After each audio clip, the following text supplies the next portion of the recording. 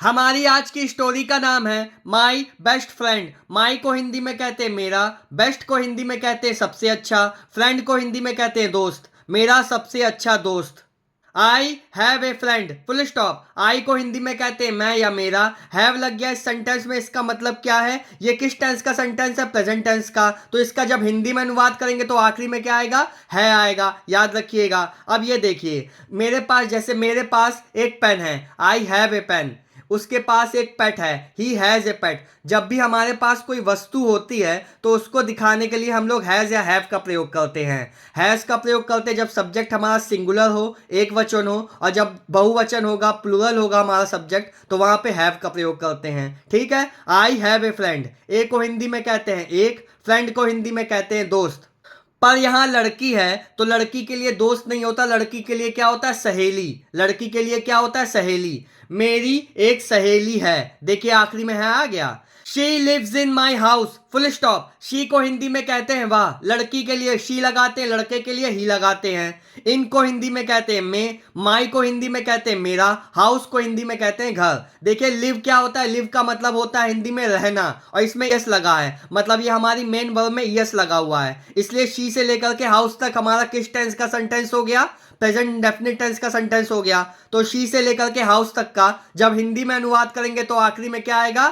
ता है, ती है, ते है आएगा। किसके हिसाब से? सब्जेक्ट के हिसाब से। मेन वर्ब को पहचानने की क्या ट्रिक होती है? मैंने आपको बताया, जब भी उसका हिंदी में अनुवाद करेंगे तो आखिरी में क्या आएगा? ना आएगा। जैसे रहना, खाना, पीना, धोना। वह मेरे घर में रहती है, देखिए आखिरी में ती है आ गया, तो इसका मतलब ये हमारा किस टेंस का सेंटेंस है? प्रेजेंट इंडेफिनिट टेंस का सेंटेंस है। When I am happy comma so is she, full stop. When का मतलब होता है हिंदी में जब, आई को हिंदी में कहते हैं मैं, एम लग गया इस सेंटेंस में, इसका मतलब जब इसका हिंदी में अनुवाद करेंगे तो आखिरी में क्या आएगा? है आएगा, याद रखिएगा। हैप्पी को हिंदी में क्या कहते हैं? खुश। शी को हिंदी में क्या कहते हैं? वह। लड़की के लिए वह में शी लगाते हैं और लड़के के लिए ही, याद रखिएगा। जब मैं खुश होती हूं तो वो भी खुश होती है। When I cry, comma, she cries too, full stop। Too का मतलब देखिए, इस वाले टू का मतलब होता है जिसमें दो ओ लगे हों। इस टू का मतलब होता है भी, मतलब जो भी यहां पे बोला जाएगा वो भी यहां पे भी वही होगा। When I cry, when का मतलब होता है जब, I का मतलब होता है मैं, cry को हिंदी में कहते हैं रोना। जब मैं रोती हूं तब वह भी रोती है। But I can not here her voice, full stop. देखिए जब भी किसी सेंटेंस में कैन लग जाता है तो जब इसका हिंदी में अनुवाद करते हैं तो आखिरी में सकता है, सकती है, सकते हैं आएगा, याद रखिएगा। किसके हिसाब से? सब्जेक्ट के हिसाब से। बट को हिंदी में कहते हैं लेकिन, आई को हिंदी में कहते हैं मैं, नॉट लग गया इसका मतलब निगेटिव सेंटेंस है। हियर का मतलब होता है हिंदी में सुनना। देखिए हियर का मतलब क्या होता है हिंदी में? सुनना। तो ये हमारी कौन सी वर्ब है? मेन वर्ब है। हर मतलब उसकी। वॉइस को हिंदी में कहते हैं आवाज। वॉइस को हिंदी में क्या कहते हैं? आवाज। लेकिन मैं उसकी आवाज नहीं सुन सकती हूं। My friend lives inside the mirror, full stop. My को हिंदी में कहते हैं मेरा, फ्रेंड का मतलब हिंदी में होता है दोस्त, लड़की के लिए होता है सहेली। लिव्स, देखिए माई से लेकर के मिरर तक हमारा किस टेंस का सेंटेंस हो गया? प्रेजेंट इंडेफिनिट टेंस का सेंटेंस हो गया। क्यों? क्योंकि यहाँ पे देखिए सब्जेक्ट के बाद क्या, वर्ब की फर्स्ट फॉर्म में एस या ई एस लगा हुआ है। जब हमारा सब्जेक्ट सिंगुलर होगा तो वहां वर्ब की फर्स्ट फॉर्म में एस या ई एस लगेगा, और जब प्लूरल होगा, बहुवचन होगा, मतलब एक लोग से अधिक होंगे, तब वहां पे क्या होगा? वर्ब की फर्स्ट फॉर्म होगी, याद रखिएगा। मिरर को हिंदी में कहते हैं दर्पण। दर्पण के अंदर, तो माई से लेकर के मिरर तक का जब हिंदी में अनुवाद करेंगे तो आखिरी में क्या आएगा? ताहे, तीहे, तेहे आएगा, क्योंकि हमारा किस टेंस का सेंटेंस है? प्रेजेंट डेफिनेट टेंस का सेंटेंस है। मेरी सहेली आईने के अंदर या दर्पण के अंदर रहती है। Come out, I tell her we will play, full stop. Come का मतलब आना, आउट का मतलब बाहर। बाहर आओ, आई टेल हर। आई टेल हर हमारा किस टेंस का सेंटेंस है? प्रेजेंट डेफिनेट टेंस का सेंटेंस है। कैसे पता चला? क्योंकि सब्जेक्ट हमारा प्लूरल है, उसके बाद क्या, वर्ब की फर्स्ट फॉर्म आ रही है। आई का मतलब होता है मैं, टेल मतलब बोलना, हर का मतलब उसे। मैं उसे कहती हूं we will play. We will play हमारा किस टेंस का सेंटेंस है? ये हमारा फ्यूचर इंडेफिनिट टेंस का सेंटेंस है। तो जब इसका हिंदी में अनुवाद करेंगे तो आखिरी में क्या आएगा? गा, गी, गे आएगा, सब्जेक्ट के हिसाब से आएगा। देखिए फ्यूचर इंडेफिनिट टेंस की पहचान क्या होती है? उसमें सब्जेक्ट के बाद विल या शैल आता है, विल या शैल आता है, उसके बाद वर्ब की फर्स्ट फॉर्म आती है, याद रखिएगा। तो यहां देखिए हमारा विल सब्जेक्ट है, उसके बाद विल है, उसके बाद क्या है हमारा वर्ब की फर्स्ट फॉर्म है। तो फ्यूचर इंडेफिनिट टेंस के सेंटेंस का जब हिंदी में अनुवाद करते तो आखिरी में गा गी गे आता है, याद रखिएगा। वी का मतलब होता है हम, प्ले का मतलब होता है खेलना, हम खेलेंगे, आखिरी में गे आ गया। She does not come out, full stop. She को हिंदी में कहते हैं वह, कम को हिंदी में कहते हैं आना, आउट को हिंदी में कहते हैं बाहर। देखिए शी से लेकर के आउट तक हमारा किस टेंस का सेंटेंस है? प्रेजेंट डेफिनेट टेंस का सेंटेंस है। उसमें भी कौन सा? निगेटिव, क्योंकि देखिए सब्जेक्ट के बाद क्या आ रहा है? डज आ रहा है, उसके बाद क्या आ रहा है? नॉट आ रहा है। ये हमारा प्रेजेंट डेफिनेट टेंस का निगेटिव सेंटेंस है। इसका स्ट्रक्चर कैसा होता है? सबसे पहले सब्जेक्ट आता है, उसके बाद डू या डज या हेल्पिंग वर्ब वही आती है। सब्जेक्ट के हिसाब से डू या डज आएगा। अगर सब्जेक्ट हमारा प्लूरल होगा तो डू आएगा, और सब्जेक्ट हमारा इन सिंगुलर होगा, एक वचन होगा, तो डज आएगा। यहाँ सब्जेक्ट हमारा सिंगुलर है इसलिए डज आया है। हेल्पिंग वर्ब के बाद नॉट आएगा, उसके बाद मेन वर्ब आएगी, उसके बाद ऑब्जेक्ट आएगा। आया समझ में? तो शी से लेकर के आउट तक का जब हिंदी में अनुवाद करेंगे तो आखिरी में क्या आएगा? ताहे तीहे तेहे आएगा। वह बाहर नहीं आती है। I am not happy, full stop, I go to sleep, full stop। आई से लेकर के फुल स्टॉप तक हमारा किस टेंस का सेंटेंस है? प्रेजेंट टेंस का सेंटेंस है। क्यों? क्योंकि यहाँ पे एम लगा है, सब्जेक्ट के बाद क्या लगा है? एम लगा है। अगर एम के बाद कोई वर्ब की आईएनजी आती तब हमारा कौन सा टेंस होता? तब हमारा प्रेजेंट कॉन्टिन्यूअस टेंस होता। तो उसका हिंदी में अनुवाद करते तो आखिर में रहा है, रही है, रहे आता। लेकिन यहाँ पे केवल सब्जेक्ट के बाद इज हमारा लगा हो तो केवल है आता आखिरी में, याद रखिएगा।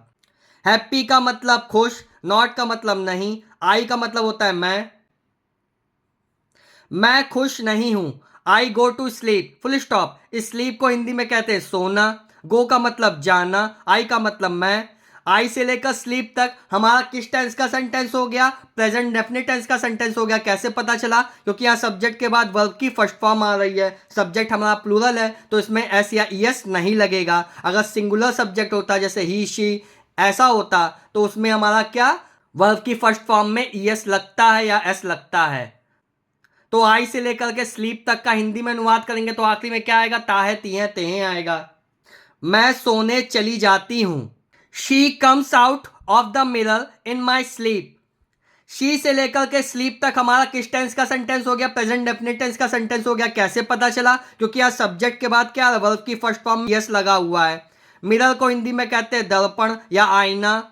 माई का मतलब होता है मेरा। स्लीप को हिंदी में कहते हैं नींद। कम का मतलब आना, शी का मतलब वह, आउट का मतलब बाहर। तो शी से लेकर के स्लीप तक का जब हिंदी में अनुवाद करेंगे तो आखिरी में क्या आएगा? ताहे तीहे तेहे आएगा। वह मेरी नींद में आईने से बाहर आ जाती है। And we have fun, full stop. Fun का मतलब होता है मस्ती। वी का मतलब होता है हिंदी में हम। एंड को हिंदी में कहते हैं और। वी हैव फन, यहाँ पे देखिए मैंने आपको बताया जब हमारे पास कोई चीज होती है या हम करते हैं तो उसमें हैज या हैव लगाते हैं। जैसे आई हैव ए पेन, जैसे मेरे पास एक पेन है, आई हैव ए पेन। ठीक है। उसके पास एक कुत्ता है, ही हैज ए डॉग। तो जब किसी चीज को दिखाना हो कि हमारे पास हमें बिलोंग करती हो, हमसे बिलोंग करती हो, तो वहां हैज और हैव लगाते हैं। अगर सब्जेक्ट सिंगुलर होगा तो हैज लगेगा, और सब्जेक्ट प्लूरल होगा, बहुवचन होगा तो हैव लगेगा, याद रखिएगा। यहाँ सब्जेक्ट हमारा प्लूरल है तो इसके बाद क्या आ रहा है? हैव आ रहा है। और हम मस्ती करते हैं। We play comma, we run comma, we shout and scream together, full stop. Together मतलब होता है साथ में। वी का मतलब हम। प्ले को हिंदी में कहते हैं खेलना। वी को हिंदी में कहते हैं हम। रन का मतलब होता है भागना। वी का मतलब होता है हिंदी में हम। शाउट का मतलब होता है चिल्लाना। जब हम किसी पे चिल्लाते हैं तो वहां शाउट लगाते हैं। एंड को हिंदी में क्या कहते हैं? और। स्क्रीम, देखिए शाउट और स्क्रीम में बहुत अंतर है। शाउट का मतलब जब हम किसी पे चिल्लाते हैं तो शाउट लगाते हैं। जब हम डर से चिल्लाते हैं तो वहां पे स्क्रीम होता है। जब हॉरर मूवी देखने जाते होंगे तो वहां हम लोग क्या करते हैं? स्क्रीम करते हैं, चिल्लाते हैं डर से। इसको एक और शब्द इसका क्या होता है चिल्लाने से? अच्छा, चीखना। क्या? चीखना। वी से लेकर के टुगेदर तक हमारा किस टेंस का सेंटेंस है? प्रेजेंट डेफिनेट टेंस का सेंटेंस है, जो कॉमा से अलग अलग है। क्योंकि यहाँ पे सब्जेक्ट क्या है? हमारा प्लूरल है, बहुवचन है, तो उसके बाद केवल वर्ब की फर्स्ट फॉर्म आएगी। तो वी प्ले का हिंदी में अनुवाद क्या होगा? हम खेलते हैं। वी रन, हम दौड़ते हैं। वी शाउट, हम चिल्लाते हैं। एंड को हिंदी में कहते हैं और। स्क्रीम टुगेदर, साथ में चीखते हैं। देखिए आखिरी में सब में ते ते ता है ती है ते आ गया। तो ये क्या हो गया? हमारा प्रेजेंट डेफिनेट टेंस हो गया। When I talk to her, comma, she also talks to me. Full stop. When को हिंदी में कहते हैं जब, talk का मतलब होता है बात करना, her का मतलब उससे, she का मतलब वह, also मतलब भी, talks को हिंदी में कहते हैं बात करना, me मतलब मुझसे, I को हिंदी में कहते हैं मैं। वैन से लेकर के हर तक ये किस टेंस का सेंटेंस है? प्रेजेंट डेफिनेट टेंस का सेंटेंस है, क्योंकि यहाँ देखिए सब्जेक्ट के बाद क्या वर्ब की फर्स्ट फॉर्म आ रही है। और शी से लेकर के मी तक ये भी हमारा किस टेंस का सेंटेंस है? प्रेजेंट डेफिनेट टेंस का सेंटेंस है। तो इन दोनों का जब हिंदी में अनुवाद करेंगे तो आखिरी में ताहे तिहे तेहे आएगा। जब मैं उससे बात करती हूँ, she also talks to me, तो वह भी मुझसे बात करती है। In the morning, comma, morning को कहते हैं सुबह, इन का मतलब में, सुबह में, my friend will go back into the mirror, full stop. My से लेकर के मिरर तक किस टेंस का सेंटेंस हो गया? फ्यूचर इंडेफिनिट टेंस का सेंटेंस हो गया। क्यों? क्योंकि यहाँ पे देखिए सब्जेक्ट के बाद क्या आ रहा है? विल आ रहा है। जब फ्यूचर इंडेफिनिट टेंस का हिंदी में अनुवाद करते हैं तो आखिरी में क्या आता है? गा आता है, या तो गी आता है या गे आता है। किसके हिसाब से? सब्जेक्ट के हिसाब से। मिरर को हिंदी में कहते हैं आईना या दर्पण। बैक का मतलब वापस, गो का मतलब जाना, फ्रेंड का मतलब दोस्त, माई का मतलब मेरा, इनटू का मतलब में। सुबह में मेरी दोस्त आईने में वापस चली जाएगी। आखिरी में देखिए गी आ गया। But I don't mind at all, full stop. But का मतलब होता है लेकिन, आई का मतलब होता है मैं। देखिए डोंट, ये किसकी फुल फॉर्म है? देखिए कभी कभी शॉर्ट में लिख देते हैं हम लोग, ये डू नॉट। डू नॉट को शॉर्ट में ऐसे लिखते हैं डोंट। डू नॉट को शॉर्ट में ऐसे लिख देते हैं don't.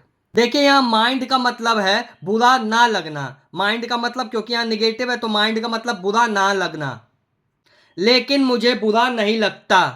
We will play again in my dreams. देखिए वी से लेकर के ड्रीम्स तक हमारा किस टेंस का सेंटेंस हो गया? फ्यूचर इंडेफिनिट टेंस का सेंटेंस हो गया, क्योंकि सब्जेक्ट के बाद क्या आ रहा है? विल आ रहा है। और जब फ्यूचर इंडेफिनिट टेंस का हिंदी में अनुवाद करते हैं तो आखिरी में क्या आता है? गा गी गे आता है। वी का मतलब होता है हम, प्ले का मतलब होता है खेलना, अगेन मतलब फिर से, माई का मतलब मेरी, ड्रीम्स का मतलब होता है सपना। ड्रीम्स का हिंदी में मतलब क्या होता है? सपना।